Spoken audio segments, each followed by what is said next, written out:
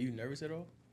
Not really. I like to talk. I'm I'm a yapper. I'm a yapper. I do this literally for the first 3 minutes just because it's like a little cool.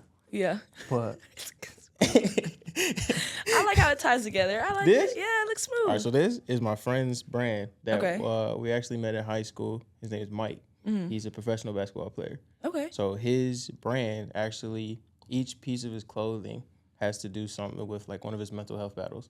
Oh. So it's all related and tied in. I don't know how, but I mean, Yeah, that's cool. you know what I'm saying? I like And that a then lot. glasses, easy, $15, West Shore. Okay. Slight. Some slight. Combine when I was in Indianapolis Okay. with my job actually. So Oh, what'd you do? So that's where I actually just came from. Oh, okay. So it's the beginning right now of combine season. Mm-hmm. You know how that kind of works, Mhm. maybe. So like the little bit. first 8 weeks of the year, January, February, March, is just like lead up training all the way to the combine. Mhm. So last year we went. So we went to the combine because we had Fabian Levette from FSU. Okay. He's a D lineman, I believe. And so we were with him. Mm-hmm. So he was doing all the drills and stuff. We had to go watch in the stadium, so I had to record a lot of that. Mm-hmm. I wanted to get on the field though. Yeah. To So, be immersed in exactly. the. So Oh, that's smooth. hopefully we do that this upcoming combine. Yeah. So I'm coming now from St. Pete because one of the players just got in for this year's class. Okay. And so he had his like body composition today, Mm-hmm. and then like another assessment all the way out in St. Pete. Damn. So when I told you, I was like, can we move it? I was low-key tight because I was like, it landed on the same exact time. Oh, at 11 was oh it? my- Or 11:30? yes. Yeah. So I was like, all right, I got to figure out how to pull this off. So they were like, don't worry. It only take like 5 minutes. But, you know, Yeah. It's okay.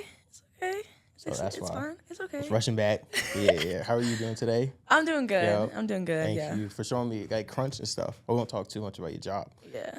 We won't have nobody creepy pulling up on you. It's cool. I mean, if you want a membership, come ask for Naiya. So like, I have a That's friend that works at the channel side one. Okay. I never see her though, because she works at the front desk. Y'all seem pretty open about just like letting people know that y'all at Crunch. Yeah. How does that actually work? Do you guys get extras for? So not really. Like management gets like bonuses and whatnot if we hit our quota. Front desk, we have like a quota, but it's not a set like we have to get it. I am one of the managers, so I do have to get a certain number. Some slight. Naiya, correct? Naiya, Okay. yes. You up there, Naiya? Yeah, so I do have to have like a quota, but at the same time, it's like it just helps to build that connection. Just people knowing where you work and like you get a nice little couple memberships out of it. Might as well. Okay. Yeah, I gotta yes, pitch sir. yourself a little bit. Okay. I know that you obviously are into fitness. What does, I guess, the gym? What does the gym mean to you? Oh, the gym is my safe haven, honestly. I started working out when I was 10 with my family. I didn't really get like falling in love with it until like 15, 16. I did powerlifting in high school. Oh, shoot. So that was fun, and that kind of helped me like really fall in love with it. And then when I went to college, it was my piece away from volleyball whenever like volleyball became my job. So then I was like, my gym was like my safe haven. So I go there, I work out 6 days a week, and I just like to see, like my goal right now is just to see how far I can push my body and like what my limits are, and just exploring what I can do, honestly. What are your current PRs? Now that I know that you really into that, what are your current PRs and what are your goals? Okay, so I haven't maxed in a minute. We maxed for volleyball season back in August. We only maxed out squats. My squat is 405, which is I'm not a big squatter. I'm not a big squatter. She's not a big And I don't think I can do it right now, but Oh, it's a little bit. Just one though, so I can't do many of that. And then what else we do? We did bench. It's like 155. Wasn't that bad. And then power clean was like 185. That's all they let us so max out. power clean, that's above your head. No, that's without above the head. Okay. So just from the ground Like a to hand the clean almost. yeah, but in a just from way. the ground. Okay. Yeah. Like, please forgive me if I mention any other It's okay. terms incorrectly. You know what I'm saying? I got you. No, I just you're only good. know so much. Yeah. That's tough though. Okay, so 10 years old, you got into it with your family. Yeah. I know. I played soccer. Okay. So I grew up playing soccer, and they were always telling us like you're not supposed to lift when you're young because it like stunts your growth. Is that a real thing or like? I don't believe in that. Okay. Because like my family is very like fitness based. My parents both played sports in college. All my siblings, we all play in college. I don't think it is. I think if you're doing like crazy weight at a really young age, it might. Okay. But like we would just do like fitness stuff, and then the weights just came. But like you do it little by little, so it's not like you just jump in and start benching at 10. You're not going crazy. Yeah, so you just learn to like treadmills, learn the like machines, just how to do a little bit here and there, and I think it helped me a lot, honestly. How important is technique? That's a huge thing. Huge for athletes. Huge. How big is that? It's huge because you can really hurt yourself just like by doing the smallest thing, the smallest weight. So I think that's why it's important to start younger, because you can actually learn the technique of how to work out and actually understand how to do things correctly versus just do what you see on social media, because they don't always explain how to do it. So I think it's so important, especially when it comes like if people get into powerlifting, it's all about techniques. Like for example, like power cleans, it's not really strength based. It's more like if you can actually do the movements correctly, you'll lift way more than just like trying to throw the weight up. Like, and it's just dangerous. Yeah. I know you have a fitness page. What do you think that you will like mainly teach? Are you gonna do a lot of teaching or just more so, the aesthetic, you know what I'm saying? Yeah. Get all the gym shark and the, you know what I'm talking about? I know what you're talking about. A little bit of both. So I'm just started that page up. It's still pretty new. For me, it's gonna be more like my journey post being an athlete. Oh, tough. Just trying to see like, just navigating life without having like always having a sport there. So it's gonna be a little bit of teaching, a little bit of just like day in the lives, a little bit of certain movements, explaining movements. It's gonna be a little bit of aesthetic, trying to see if I can make something out of that as well. You definitely can. You definitely will. Yeah, so that's the plan. And then just like little by little, it's gonna be like my little like fun little page, and then I'm gonna use my main page for try to do some other social media things, because it's such a big industry right now. Social media is, so it's like if you can maximize like your pages, GG's. I'm saying, I'm trying to get into it myself. It's a lot, I guess, different for the person that's behind the camera, because you still gotta somewhat be a personality in front of it. That's why I'm here. You know, I'm trying. It's a little different. Yeah. With your family, are you the baby or like you are? I am. I'm the baby. I'm the youngest of 4. Okay. My siblings are 23, 27, and 28. Okay, so don't it's get them wrong. Boy, I know. I was like, wait, let me think for a second. It's boy, girl, boy, girl. Boy, girl. So Nico's the oldest. Got it. Kiana, Makai, and then Naiya. Were you bullied growing up, I guess, by your siblings? No, I think I low-key was a bully, honestly. shoot. I think I was always a little one that thought I could do everything my older brothers could do. But my family is very, like, just united, very just, like, we kind of were all, like, we were all homeschooled, which I think helped a lot. Freaking way. Yeah, so I was I. Really? For some time, I was. Bye. For what grades? Like, I was literally homeschooled all the way till 8th grade. Bye. I was homeschooled till freshman year of high school. Wow. Yeah. Wow. It's great, though. It's fun. I loved it. It's fun. So I think that's why we don't have much animosity. And it's we're all super close friends. Like, we talk all the time. But I think I was a bully a little bit. I just bossed my brothers around, made them do things for me. And in what way? Give me some examples. So my mom, she was a runner. Okay. So we would go for like runs when we were younger. So, well, she would run. We would ride bikes. Okay.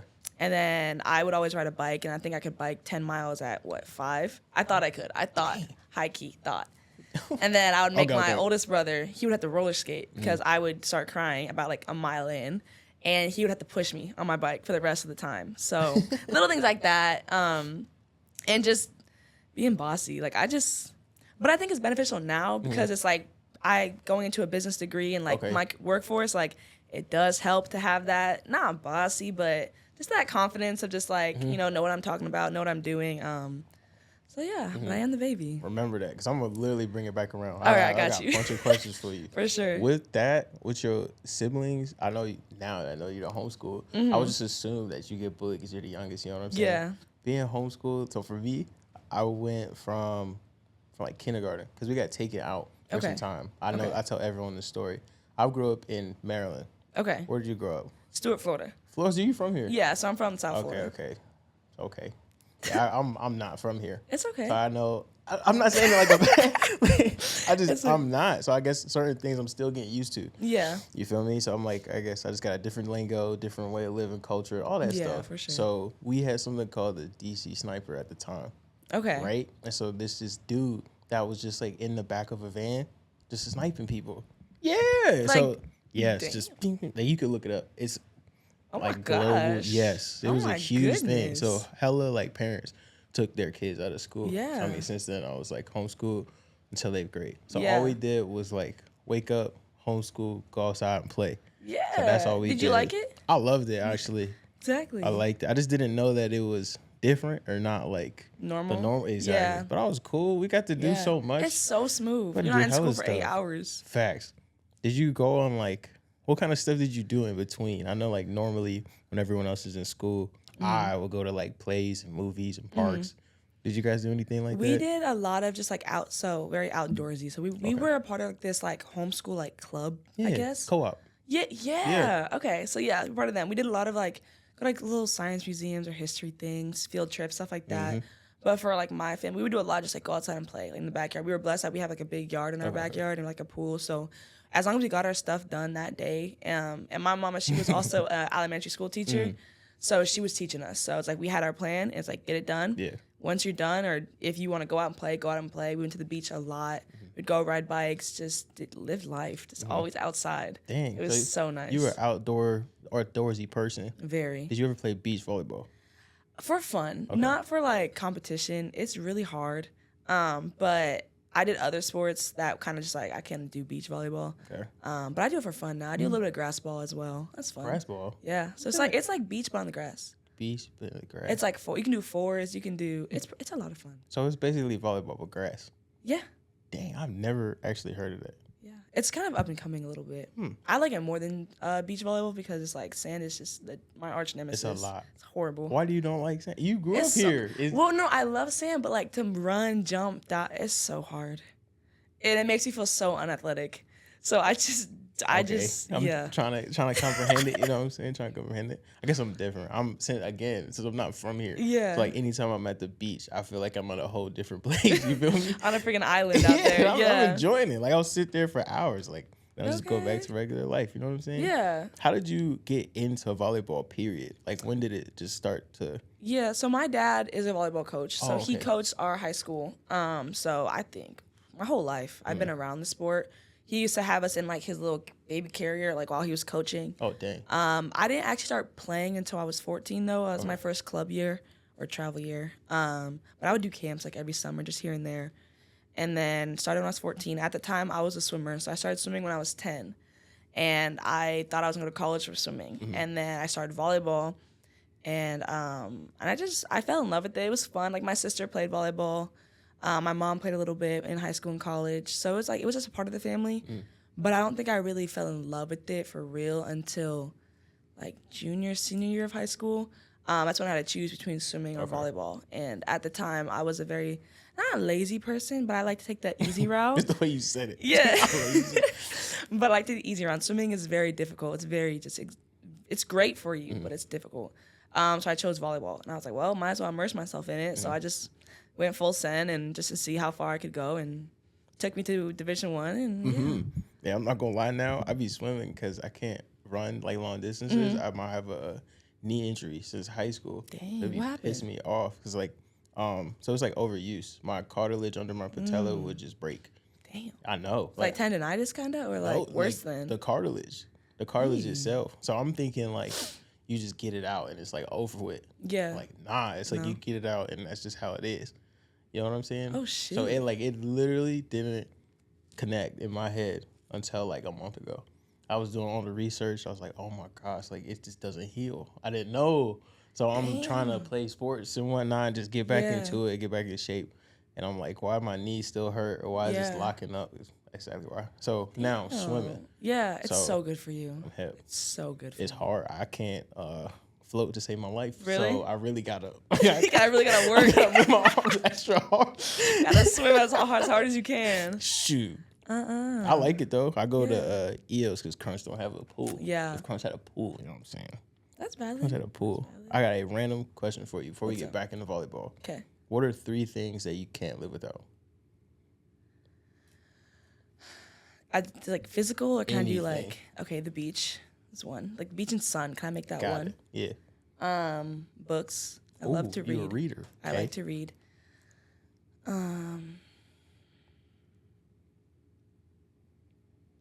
I'll say my family, honestly. Yeah. My family. Expected that. Yeah. Low-key expected that. Yeah. I would say those 3. I know that you are big on mind, body, soul. Very. Is that related to your faith? Yeah, a lot. A lot of it's to do with like.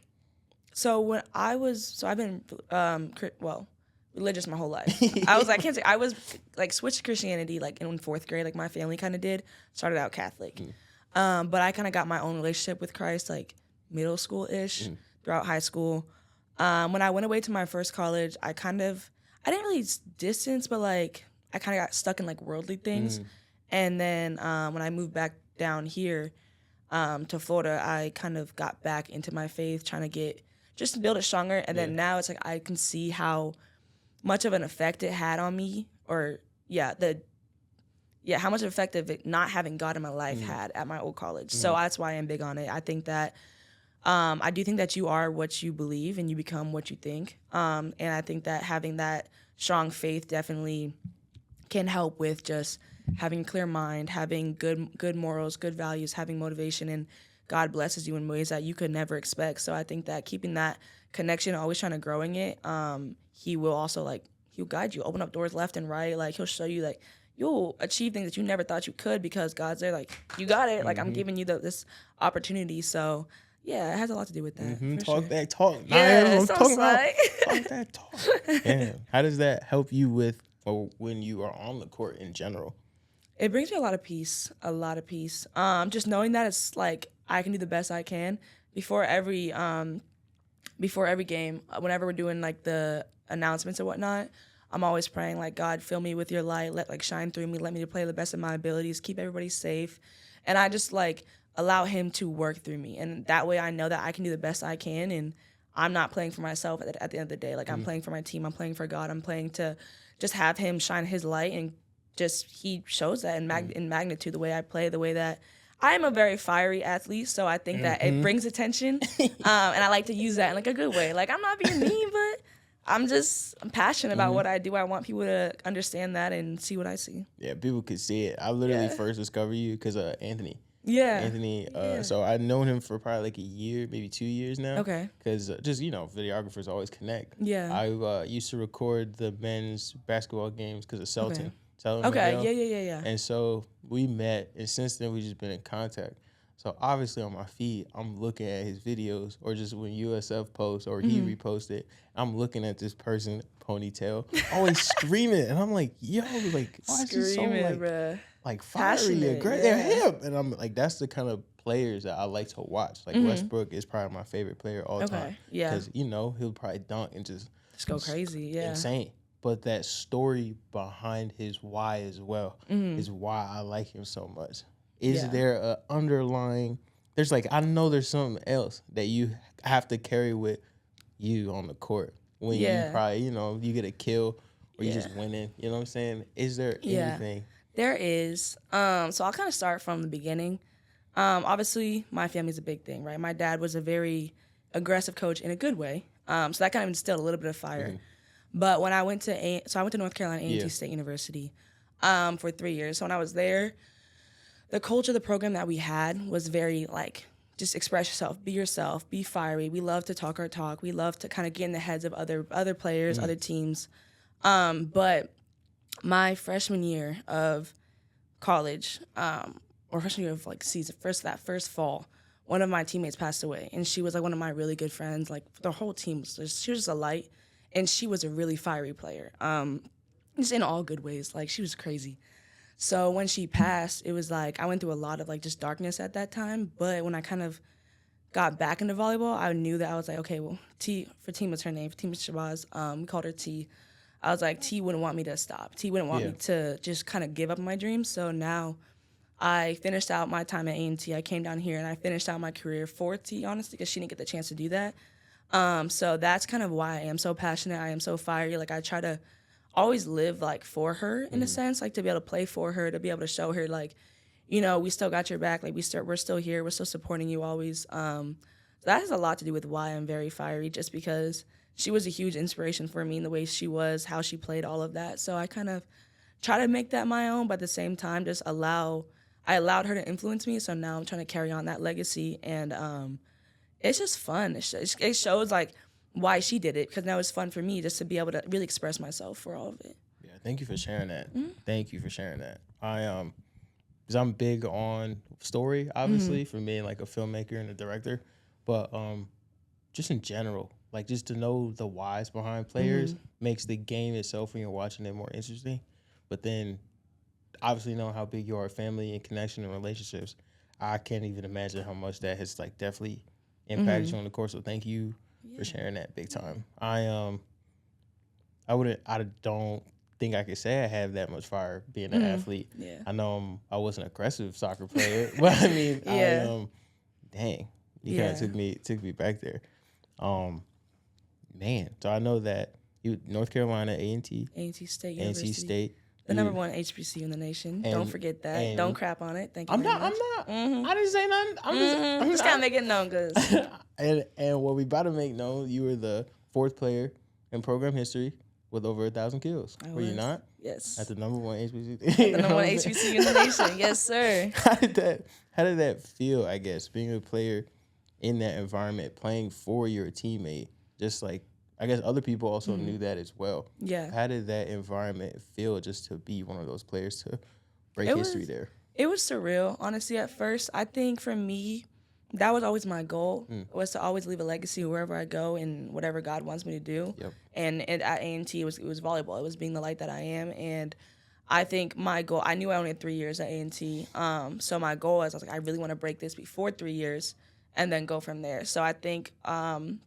my 3rd year when I did break that, it was really just like, it was satisfying to know that my hard work was put to good use. And because I definitely did, after my friend passed, after she was just gone and I was going through a lot, I was very strongly considering quitting, like as I think a lot of college athletes do. But because I stayed with it, it kind of made it even more just sentimental to me, just because, it's like, hey, I stuck it out, I thugged it out, I got better, I did everything I could. And to actually achieve it was huge. And then once I did, I was like, all right, bet. Now, how many more can I get before the end of the season? And then just the team was so supportive, like the coaches, everything was just, it was just crazy. Like the school, it's just a great school. I loved it. I really did. How much did you finish with? How many kills? Oh, gosh. I finished with like a little over 1,200, I want to say. I don't know the exact number, but I know I was. I got up to the 2nd most kills in program history. At A&T before I left. And then I was a little butthurt because I'm very competitive. I was like, dang, if I would have stayed for another year, I could be the leading, but God was calling me somewhere else. So I was like, oh, I'll take it. Yeah, I came down here. Yeah, so I got blessed coming here, and then I did well here. I still achieved another goal down here, so I was like, okay, that's cool. What was that other goal? Just get at least 1,500 kills, and I did. I'm pretty sure. Fact check me on that. Yeah, geez. But I'm pretty sure that was my goal. 1,500 kills like in D1 volleyball. Congratulations on that. That is actually that. Thank you. I was trying. So I know, because I know I'm a guy, and talking on volleyball may not be the most like. It's okay. You know what I'm saying? I might get laughed at or whatever, or my opinions may not be valid. All opinions are valid. Outside hitter, I know that the game moves fast. I went to Texas to watch some volleyball. They're crazy. Kentucky, Georgia Tech, Duke. I think that's all I've been to so far. Okay. They're all really good schools. Just cause. Like I'm kind of wild with traveling. Yeah. I would literally be like, I just want to see what this school's like today. Go. If it's cheap. That's solid. If it's like cheap tickets, you know what I'm saying? Yeah, might as well explore. So I know that the game is a lot faster because I went to UT. Okay. And so I know that they are one of the top, good. programs, UT's and they play y'all too, don't they? UT is good. How does it? I might be a controversial question. I know y'all playing a D2 team. How is just like, I guess the team in general? They're like, oh, we can't let a D2 team beat us. Like how does that go? I mean, I think on some level, some of the girls had that thought, but at the same time, like Tampa is, they're a tough team. Like literally, probably one of the best D2 programs, and they're honestly. Take it lightly, better than a lot of low-level Division I's, and they could definitely be a very powerful force. Like Coach Cat, all of them. Like, I actually coached some of the summer camps at UT over the summer. I went to their summer camps when I was growing up, and I coached this past summer. You were one of them too. No way. That's tough. So it was cool because it was like I know majority of the girls, so it was like, and I know they're good. Like I know the coaches are really good. So it was like it wasn't like D2. It was like, oh, y'all are D2. It's like.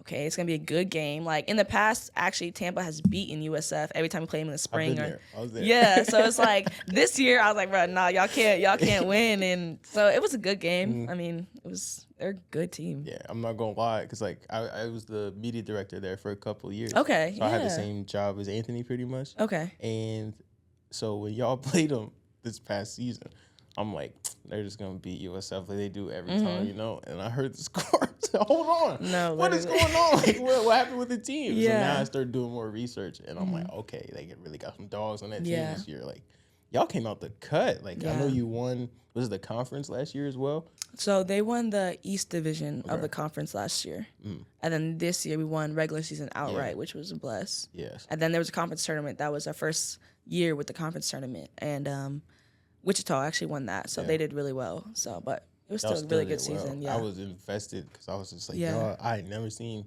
a team spank UT like that. And I'm like, yo, like that's kind of, I'm not going to say embarrassing because I'm very close with that team in general. You know what I'm saying? So like just to know y'all really gave them the work. I was like, what kind of team do they got over there now compared to last year? But what is there like? Because I was asking the football player I was with today. His name's Shaheem Thomas from Wisconsin football. So I asked him, what are like the stereotypes around football players? I already know a handful of them. You know, we don't have to go down that list. But for volleyball players, are there stereotypes? Yeah, maybe. I think. I don't really know. I think it depends on the school, honestly. Like, there's been some schools where the stereotype is that, like, they like to go out, like to party, like to do that thing. I think a lot of athletes have that stereotype. Pretty much. It's like, we need a release, so we just, our dumb young minds go to all of that.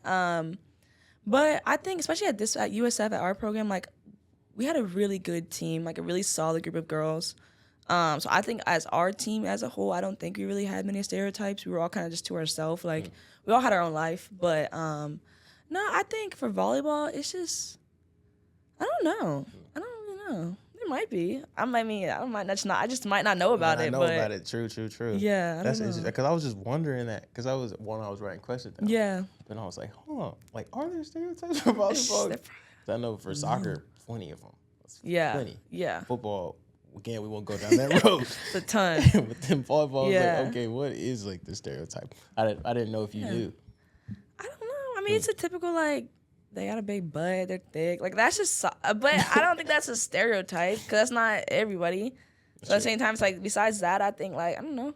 I think in high school it might be different. I think high school volleyball is a little bit different. Maybe there's a little bit more animosity towards volleyball girls, but I don't really know. That's a great question. I can Google that. ChatGPT. Yeah, I'm gonna need some comments. I need some help in the comments. When you went from North Carolina to USF, was there anything different about the game itself? Like, was the level any different? Was there any more nervousness, anxiety on the court? Or?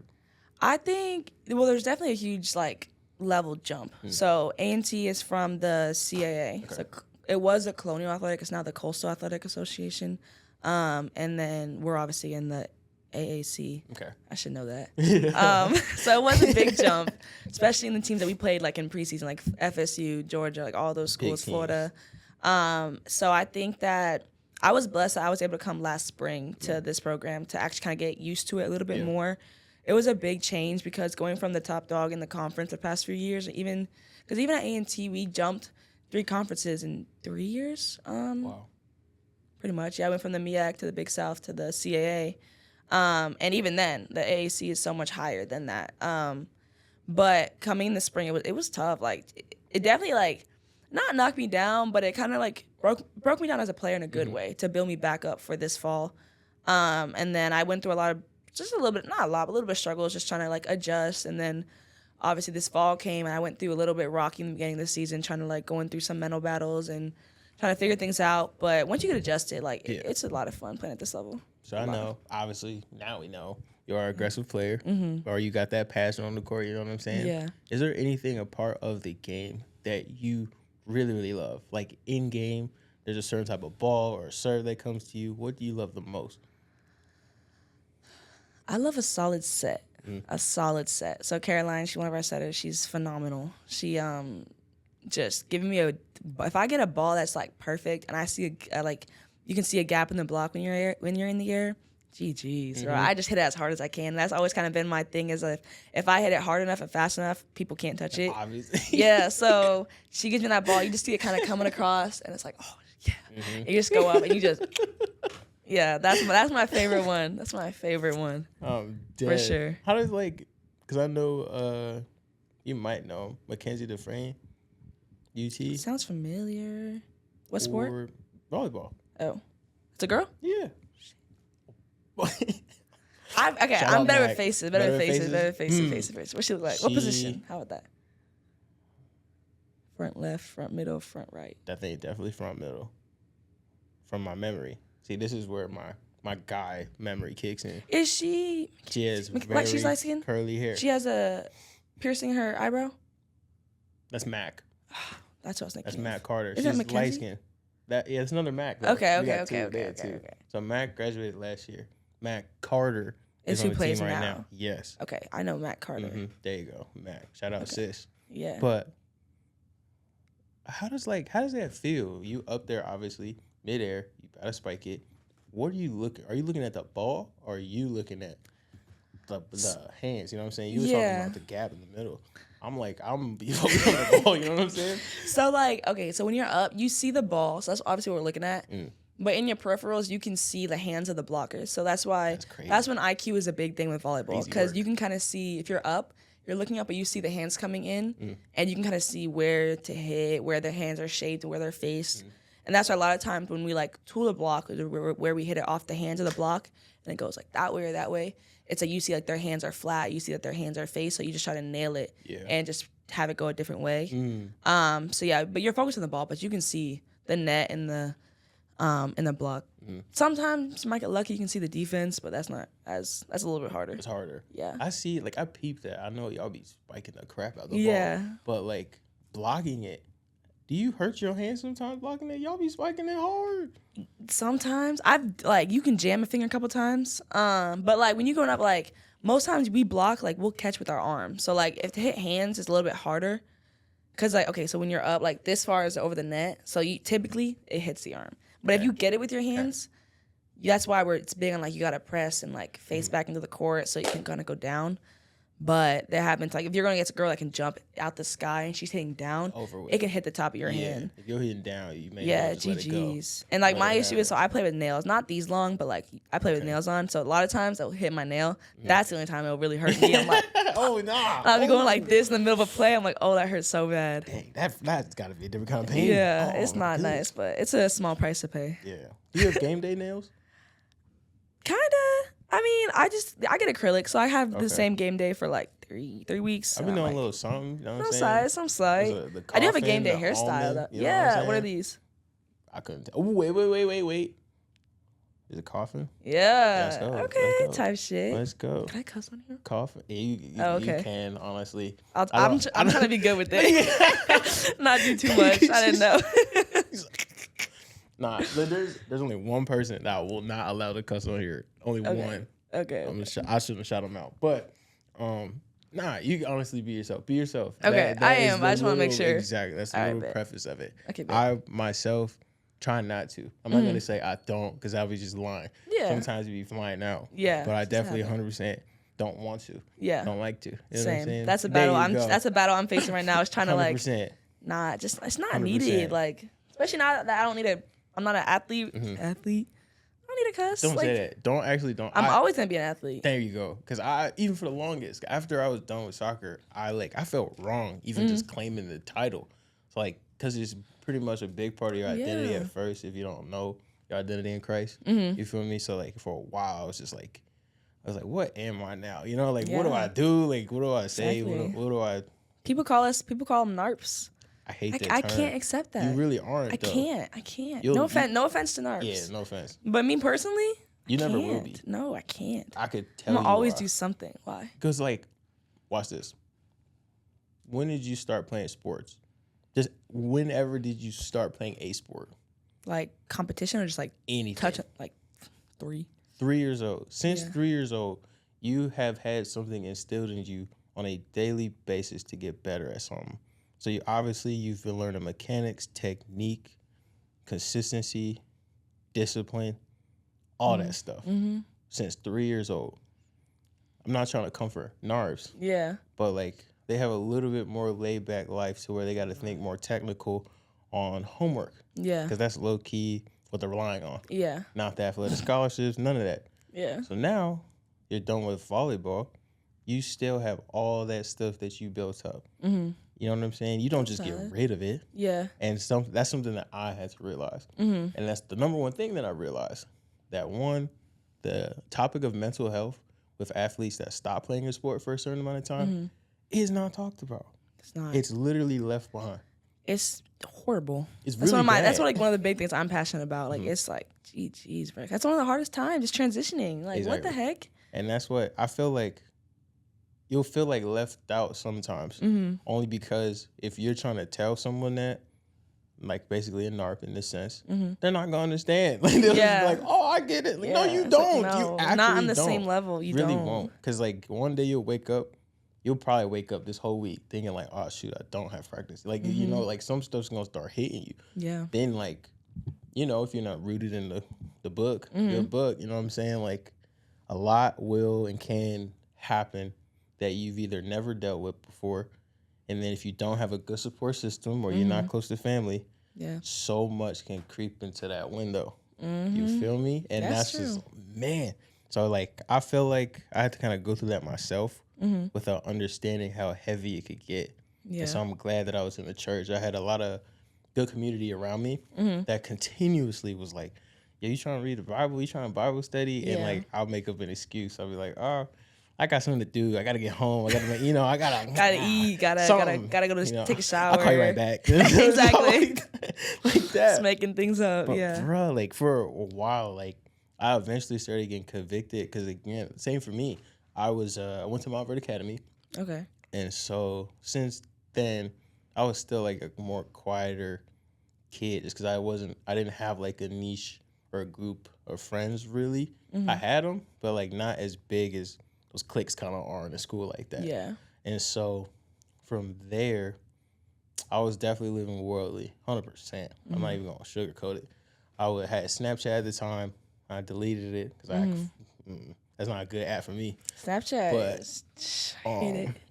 Just like at the time, I was definitely living worldly. So it's the fact that I was living worldly, and my friend was like, "Are you trying to Bible study?" And I was like, I feel so bad. How the heck am I going to read a holy book like that? And then just go and do the same stuff after. Now you're going to do the same stuff with all the scripture you just memorized. I'm like, yeah, it's not tough. Working. But eventually you will realize like God's not trying to hurt you whatsoever. Like he's already told you stuff for your own well-being. And so that's like the hump that I had to get over and realize like, okay, the stuff that I only like doing is because my flesh wants to do it. Your flesh not going with you. Facts. You feel me? So like I was just like, okay, dang. Okay, now I got to understand what worldly and fleshly desires even means. Like, what does that mean? I want to eat for like, is that a bad thing? I'm like, I'm learning all these things. But just like how dark a spiritual attack or like what's the right term? Yeah, it's like spiritual warfare. There you go. Yeah. Spiritual warfare could get if you don't have good community, if you're not solid in your reading, just like all the different things that could possibly happen, it's vast. So it's insane. Definitely in this time period, make sure you got community, make sure you got people to talk to, make sure you still got friends that are athletes. So you can still just either play your sport or play another sport. Yeah. Just do something active. Like literally just stick with it. Play pickleball. Yeah, literally. A lot of athletes go to that. Just do something. Pickleball is fun though. It's so fun. I be low key going to Julian B. Lane. And playing out there? Thursdays, Fridays. Okay. They have like a league or you just go pick up? Yeah. I'm not going to hold you. I don't go to there's like, they got different courts. Yeah. Because they got the court, the real ballers. Yeah. And you got the people who just come. Yeah. I'll be over there. Oh, okay. Have a little bit of fun, just not gonna, I'll be over there. But yeah, 100%, like, my advice, I guess, from someone who's like been through it. I'm trying to think of like an easier way to sum it up. You gotta just say it. Speak your mind. See my mom? Yeah. Speak to Stay close to God. Like, nothing else outside of God really matters when it comes down to it. Sounds crazy to say, but it's the truth. Because you can lose everything and still have God, and you'll have everything. If you lose God, you have everything else. It's not gonna mean anything at the end of the day. Period. So that is my that's facts. advice, and it will only feel like that sometimes, just because that's how life is. Yeah. You'll be like, oh yeah, I got all this money, I got all these brand deals, I got all this NIL coming in, I got all these endorsements. But then if you ain't reading that word, you ain't praying. You get lost in other things. Stress. I'll say, girl. Yeah, literally. Yeah, it's easy to get lost in things. Easy to get lost. So 100%. Just know you have someone to talk to, and hopefully you got like other people as well that can understand where you're coming from.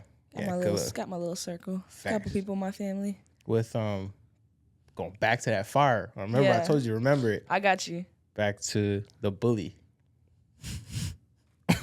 With business administration, do you have like a dream with that major, or just in general being in business? Do you have like a dream, or you know what I'm saying? 5 to 10 year plan.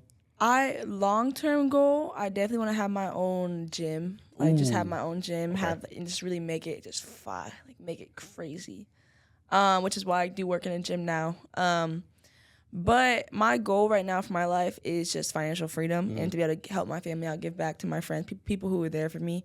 So I'm just trying to figure it out, honestly, right now. Like I graduate in May with my master's. So congrats. Thank you.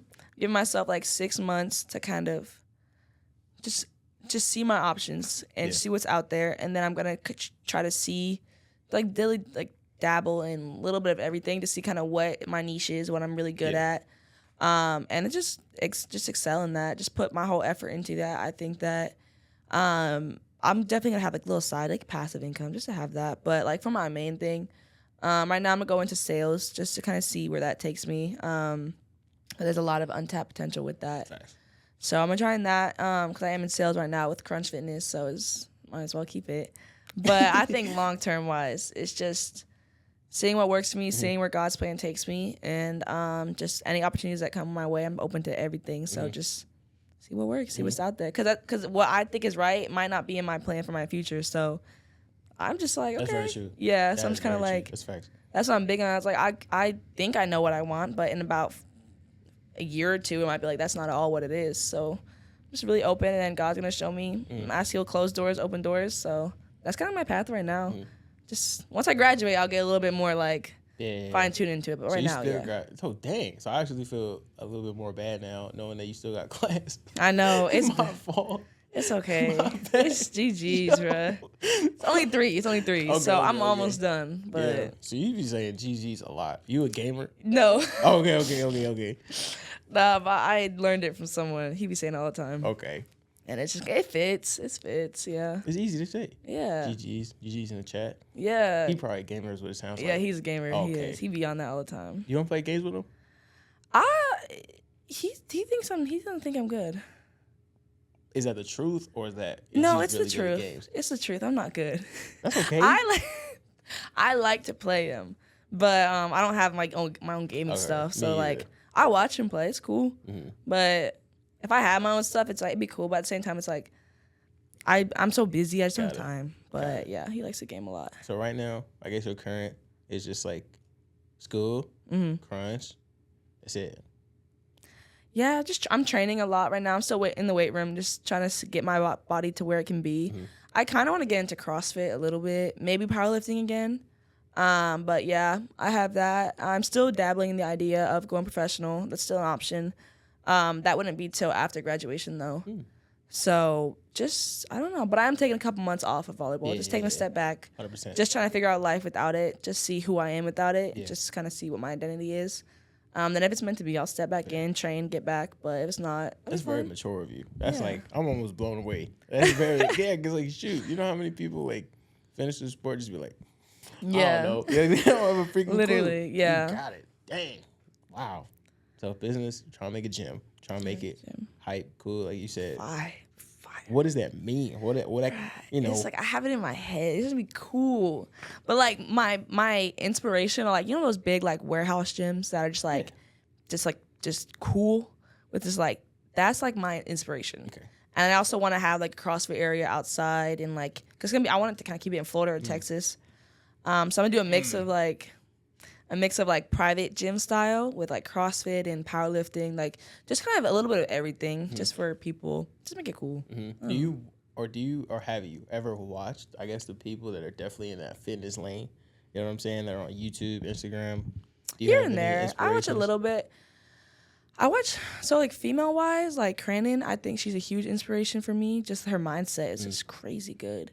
But I kind of just like scroll through Instagram, and if I see like female influencers that are fitness models that I'm like, dang, like I want to look like that, or I kind of want like.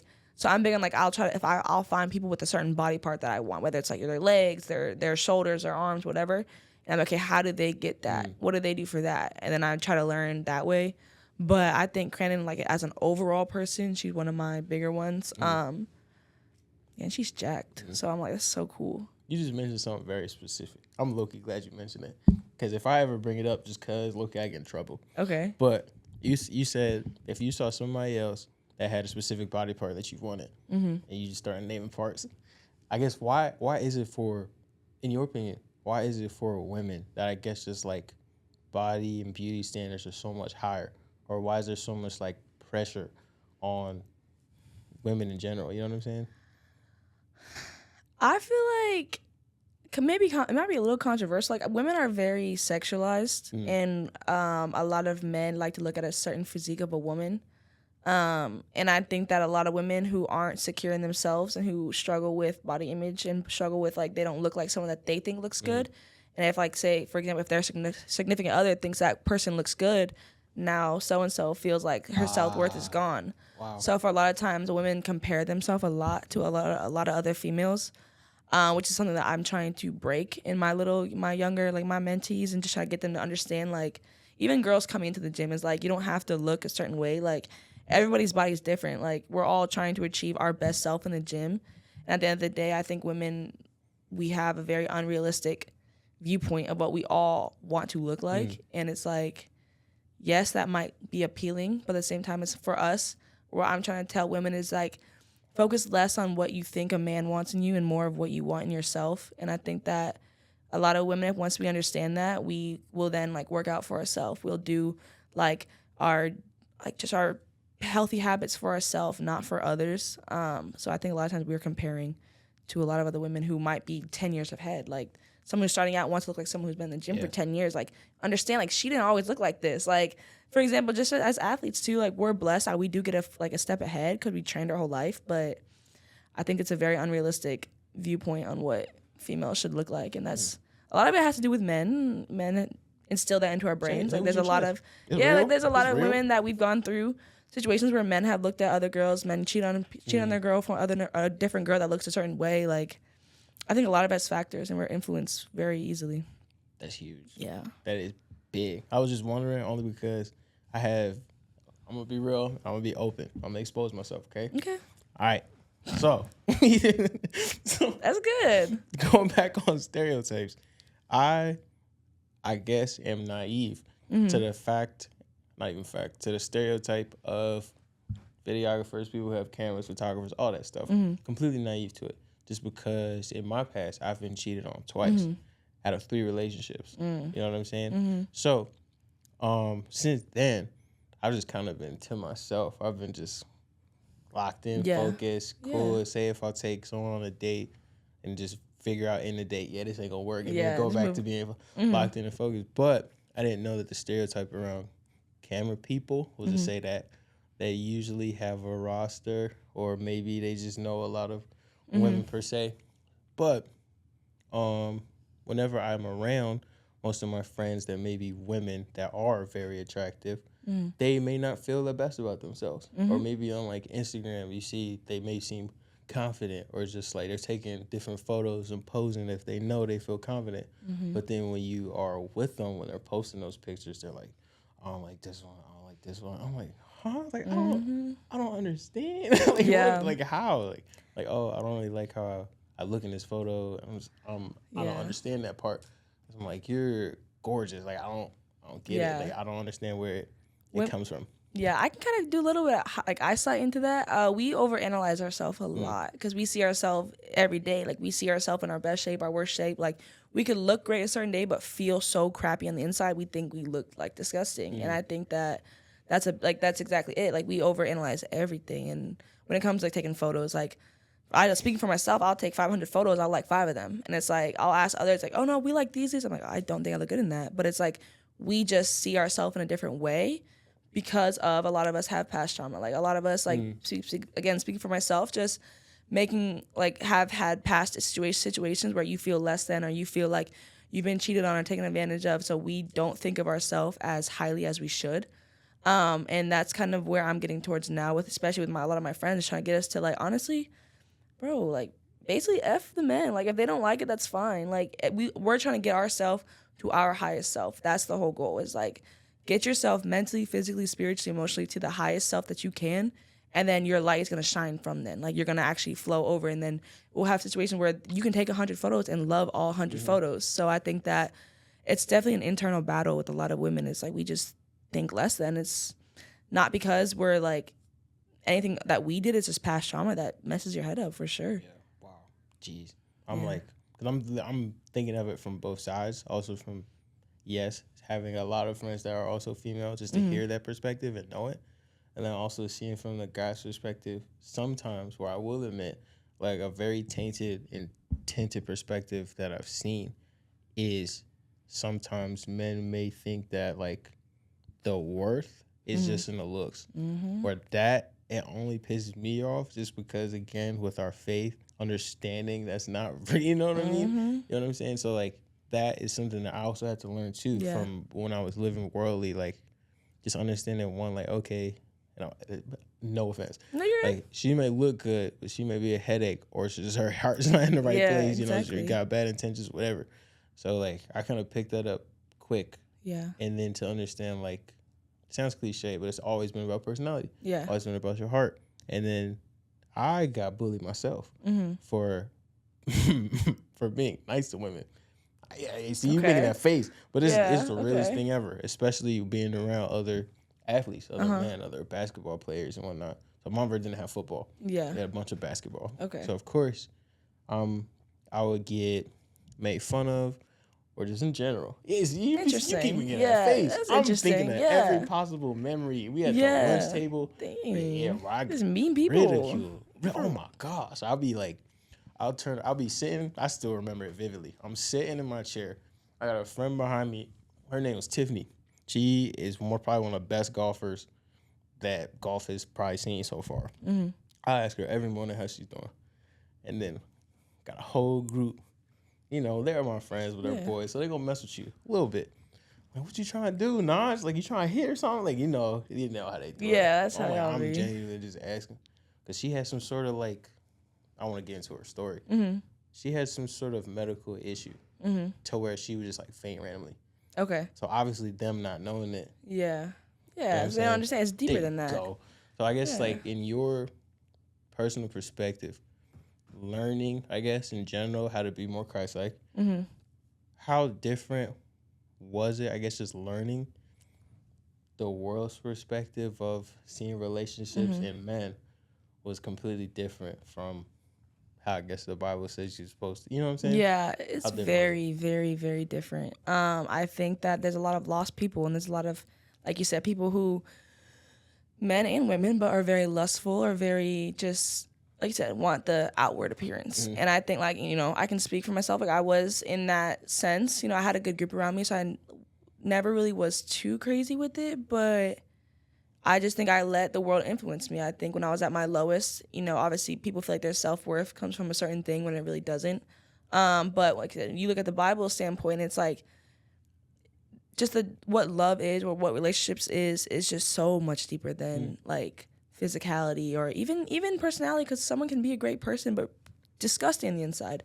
That's very true. I think that something that I've been preaching to some of my friends, I'm like, just be wary of who you have around you, because I do think that, like, I know some really great people who are not great anymore because they let their group influence them into what relationships should be or what this should be. And I know a lot of men who have had a really great girl and just messed it up because they were like, yeah, like either they thought she was always finna be there and they can do whatever they want, but then I just think that that's just not how it is. I think that, looking at the Bible's perspective, like, you know, you love is patient, love is kind, does not envy, does not boast, all of that. And I think that once you really start looking at people from that perspective and you start seeing like people who don't have God inside them struggle with knowing how to truly love. And I think that I do think that social media has a huge factor in that. I hate social media. I use it because I need to, and it's a pastime. But I think people struggle with commitment because there's too many options out there, whether it's dating apps, social media, and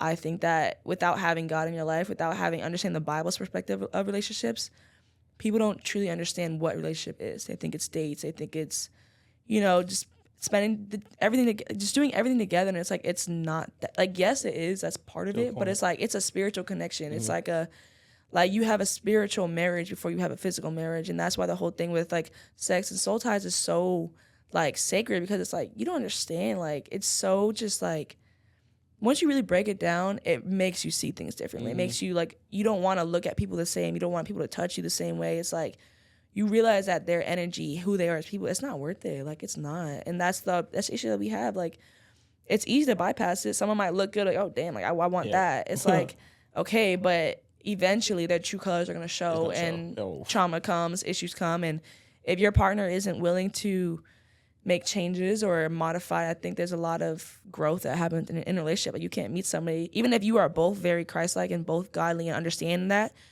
you still have a lot of things you have to overcome together as one to grow as one.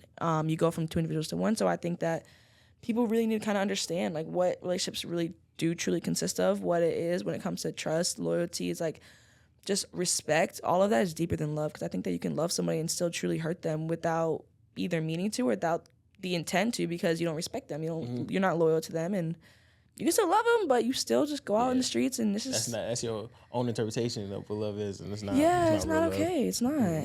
It's not. Dang, you was going off. Yeah, I'm big into that. I learned a lot. I've been through a lot, so I learned a lot. That's good though. And I like to study people, so that helps me a lot. Same. That's exactly like. I know we veered off from volleyball, but it's okay. I guess is hypervigilant. Is that the term? Hypervigilant. Yeah, I think so.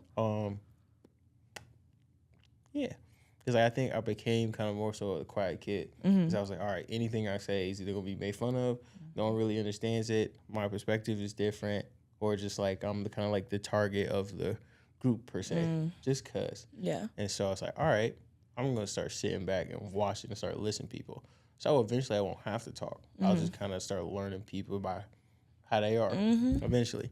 But I'm trying to think of what you were saying that made me think of something.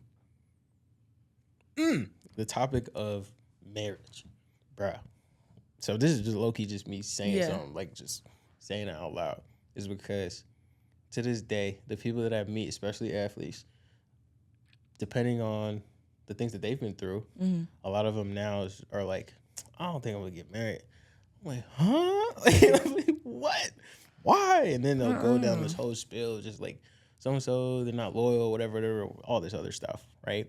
And so, of course, that's when I low-key like to debate, just because I try to, of course, spread the word a little bit, instill in them, like, there is hope, you know, like, it's just your perspective that's tainted right now, you know? Myself, too, from being in relationships that have failed horribly, like, for very worldly reasons. So, like, just to still be, like, learning from that and, I guess, unraveling that trauma, pain, all that stuff. Still seeing, like, okay, marriage is, like, a very beautiful thing that we kind of take for granted slightly and don't really know just, like, the full power in it and what it was actually, like, meant for. Again, with, like, sex and, like, all that stuff, being sexually immoral, all that stuff, like, the consequences that come with it and just how what's it's supposed to be. Oh, my goodness. But, like, so I'm going to have to bring you to the gym just because this topic gets brought up a lot. And so I think the question is, you don't have to say names. Is there any outrageous topics or questions that you may have heard relating to either your faith or relationships that you can think of at the top of your head? Like, to me personally, someone's asked to me. That you were just taken away. Oh, gosh. I get a lot of comments more than I get questions, just because of being a fitness person, playing volleyball. I've had a lot of people just ask, like, why I don't, it's not an outrageous question, but it's like, to them, it was outrageous. It was like, why I don't kind of like immerse myself in like worldly things, or why do I not, they're like, oh, why can't you just like mess with this, that, and the third, like, do whatever you want, like, why are you just not? And I think it's more like that more outrageous question I've ever got. Like, I don't really, I should be chilling. Got it, cool. But I think in that, I just, like I said, I think people just, I think the biggest issue, kind of a sidebar, that we face as like people in just this generation is like people don't love themselves. I think that's where a lot of immortality comes from. That's where a lot of just like cheating. That's where a lot of just all that just disrespect, and it's, you don't love yourself, and people think that doing certain things like stroke their ego to make them feel good, or being with multiple people is cool, or like going out is like, that's what everyone does, and it's like, you don't love yourself. Because if you did, you wouldn't do that. Like, you wouldn't, especially as women, like, you, like, coming from someone who was a very broken woman to someone who I am today and who I'm still striving to be, you learn that you don't want people touching you. Like, you don't want nobody near you. You don't want to even consume things that just make you feel bad. It's just like, you have a new meaning for life. And I think you mentioned like perspective. People's perspective on it is just, it's just skewed. And perspective is power as well, because like tying back to way back earlier, like, you don't know what you don't know. For a lot of people, like, that's all they know. Their parents did that. Their friends do that. Everyone that they know does that. But then I think and people who are striving for their best self, you realize that entertaining multiple people or talking to multiple people is dumb. Like, it's exhausting. That's why I got rid of Snapchat. Yeah, it's dumb, and it's just like it creates all these problems. And I think that in the sense of like, if you can find one solid person who truly wants to grow with you, go for it. If it doesn't work out, you did the best that you could, and that's the whole point. It's like, at the end of the day, God has a plan, and it's for people who think that marriage isn't for them and people who think that relationships aren't for them. It's like, okay, maybe just now is not your time to be in a relationship or be married. So take this time to fall in love with yourself. Take this time to become your best self, because then you're going to attract your other best selves. You're going to attract those who also want that for themselves, who want that for you.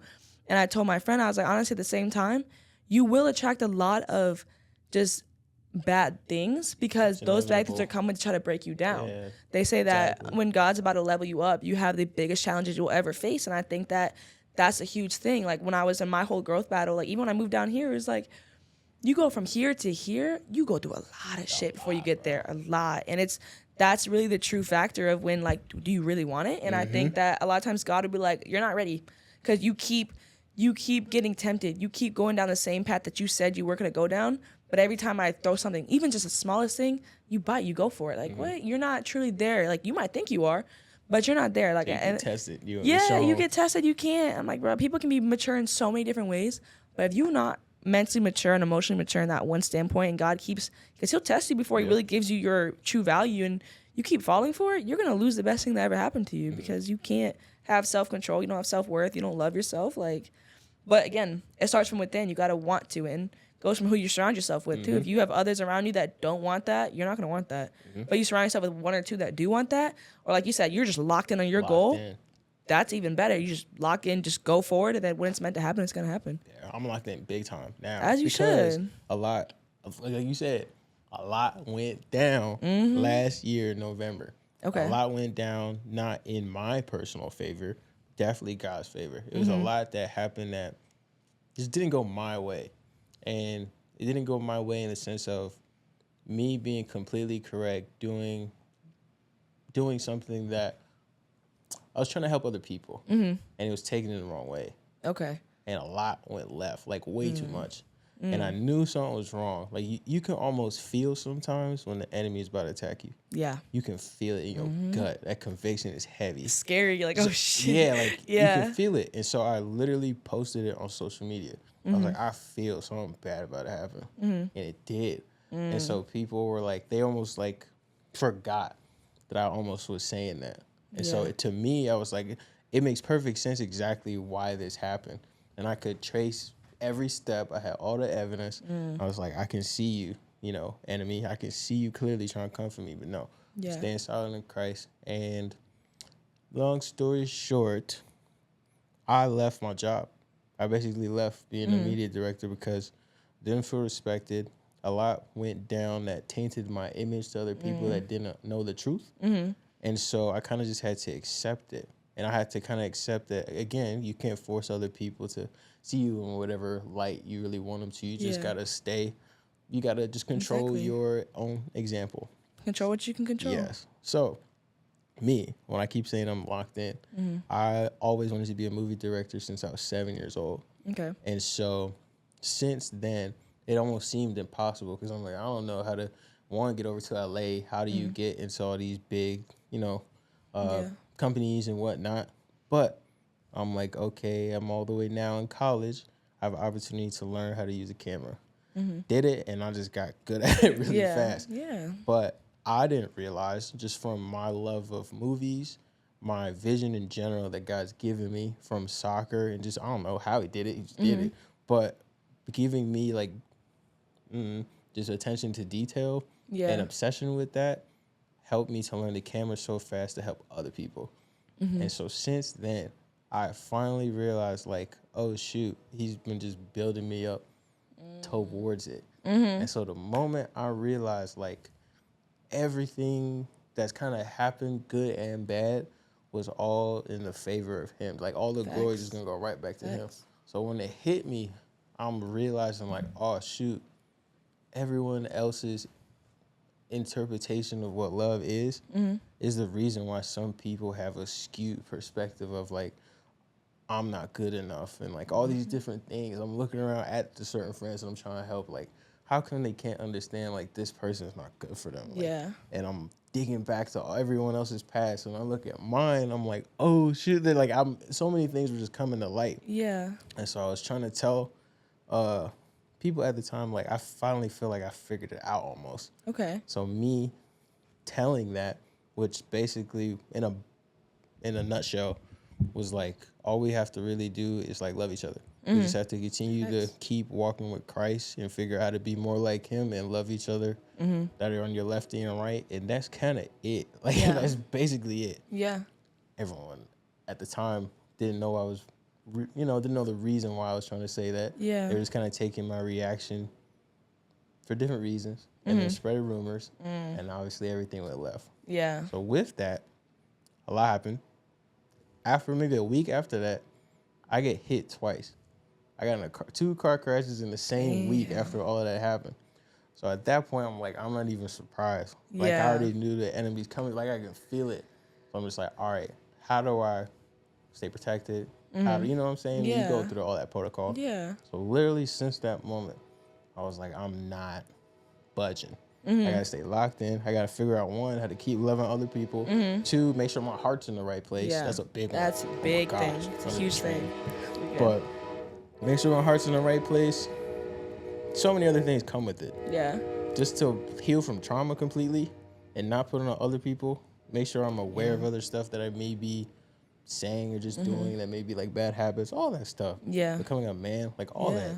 But, like, staying locked in. Yeah, as you should. I owe so much to my younger self that didn't get to be heard. You know what I'm saying? So that's what I mean by I'm locked in. I'm that's staying a great locked. Thing. Yeah. I have 2 more questions for you. What's up? Let me get out of here. So, do you have any advice for women that may feel just not loved? That this may feel as if their self-worth is low. They may not know how to respect themselves fully because of the type of man they may be dealing with, or just how they care about men see them and all that stuff. And on the court, any volleyball players that may know you, look up to you, or in general want to be where you have been or do the things that you have done. Do you have any advice, motivation, tips, anything?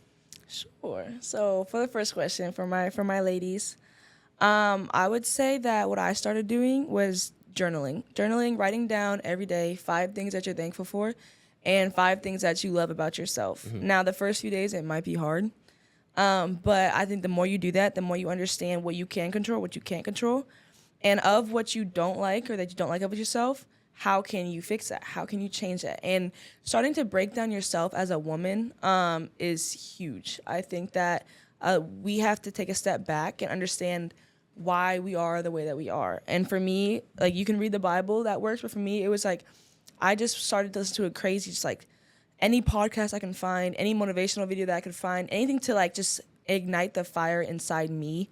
And then once you find, you know, where your trauma stems from, you have to heal from that. A lot of times it's going back, you have to face that. You have to forgive before you can forget. And a lot of times, like, that person who hurt you who made you feel less than, or who made you feel like your self-worth isn't there, they probably don't remember that they did that. They've moved on probably years ago. So going back, and you have to forgive yourself before you can move on, and start going little by little and healing those traumas, and immersing yourself into the Bible, going out, finding things that you love, finding hobbies, and truly start living for yourself and less for men or for women or for anything. Just sit back and be like, I want this for myself. I want this body. I want this. I want that, and go get it. I think that we have to set our standards high and reach for them, and don't ever let them break for anything or anyone.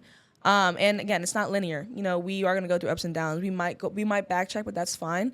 I think if we can continue going step by step, breaking yourself down to build yourself back up, you can become the most powerful one that you will ever be.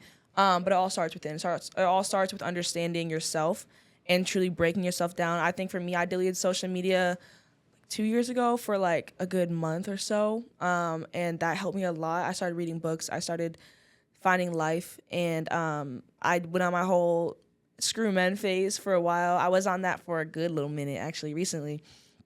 And that helps a lot. Sometimes you just gotta take a step back. Like you said, like, you're locked in, you just gotta lock in on yourself, find your goals and go for it. And then for volleyball, I would say just have that like delusion that you're the best out there. I think that if you tell yourself you're the best and you train like you're the best and you always work towards being the best that you can be, just everything's going to come with it. Like, accolades are going to come. Your skills are going to increase. Your self-motivation is going to increase, and all the confidence that comes with that, that's what makes you great. Like, your skills will come when they come, but understanding that it's all in your brain, it's all in your mind. Like, your mind is such a powerful thing. And back to my ladies and athletes at the same time, it's like, it starts with your head. Like, if you tell yourself you're the baddest one on that court, you are going to be the baddest one on that court. If you tell yourself that you're going to be the best, like, attacker out there in the country, go ahead, go do it. And just be delusional about what you want out of life, and don't ever settle for less. When you're in the gym, train like there's no tomorrow. I think that going through things and seeing other people's experiences that can't play anymore or can't do certain things should fuel you to do the best that you can every day. So that way, if, let's just say, something happens, God forbid, and you can't play the sport anymore, you can go home and understand that you gave it your all every single day, and that's the best that you can do. God will take you from there, and just go for it. Like I said, be delusional. That's one of my biggest things. Be delusional, be passionate, and just love yourself, girl. Love yourself. Shout out T, for real. No, for real. The last question. It's a mandatory question for this podcast now. Okay. What ethnicity are you? I am Italian, and I don't know. So, okay, mainly I'm Italian. I tell people I'm Italian.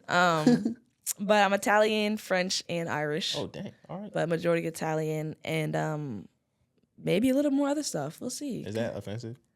No, you're good. I know. Okay. I learned this means why. Yeah. Why not? Yeah, I've been doing it. Yeah. Good. Yeah. But the question is, I'm sorry, I know you're Italian, but so I'm from Maryland, and cookouts is a huge thing in Maryland. It's probably like the biggest community thing possible in Maryland, PG County, Maryland. DMV. Okay. If there's a cookout out here and you were invited, what are you bringing to the cookout? I'm going to bring my baked mac and cheese. I feel like I'm good at that. I love that. That's like, I'll mess that up in the kitchen, but not actually mess it up. You know what I'm talking about? How do you make it? You don't have to like give all the deets. But what kind of cheese you put in the mac? I don't want to say that. All right, it's my little special thing. I be putting a little bit of this, a little bit of that, a little bit of that, grate it up, a little bit of it. Is the top like a little bit, you know what I'm saying? Like it's crunchy. Yeah. Okay, that's all I need to know. Yep. I'll bring that. That's my little forte.